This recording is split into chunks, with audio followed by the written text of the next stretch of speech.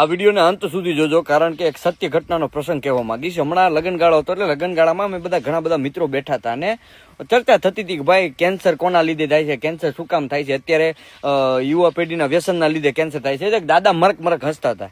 તો મેં વળી પૂછ્યું, દાદા મેં કેમ હસો છો? કે મને કે બટા એક વાત કહું. મેં કયો ને દાદા.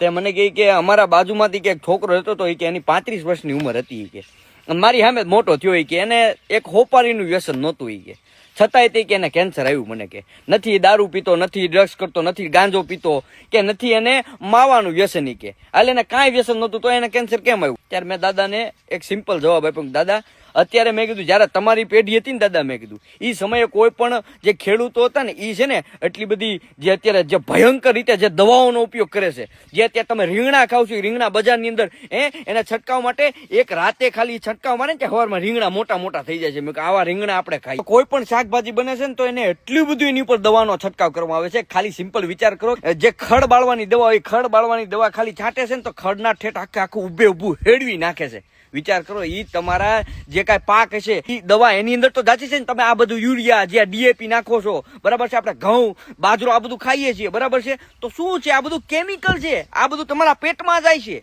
વિચાર કરો એ કેટલી ભયંકર અસર કરતું હોય છે. મરતી હોય ને મરતી, એને ખાલી જે અંદર કેટલી જીવાતો આવી, જીવાતને મારવા માટે જે જંતુનાશક દવાઓ નાખે છે.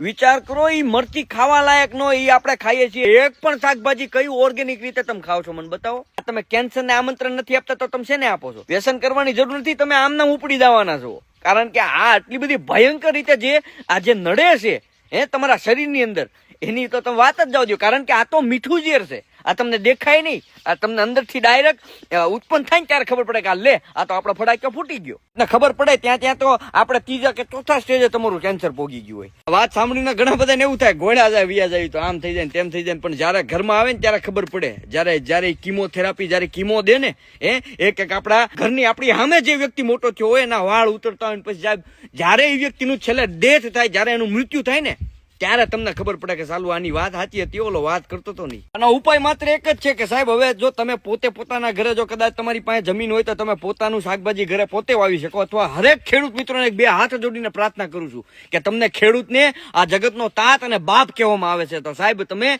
ભયંકર રીતે જે દવાવાળી ખેતી કરો છો એને બંધ કરો ને ઓર્ગેનિક તરફ પાછા વળો. આ વિડીયોને હરેક ખેડૂત મિત્રો અને હરેક મિત્રોને શેર કરો, જેનાથી હરેક વ્યક્તિ જે જાગૃત બને અને ઓર્ગેનિક તરફ પાછા વળે.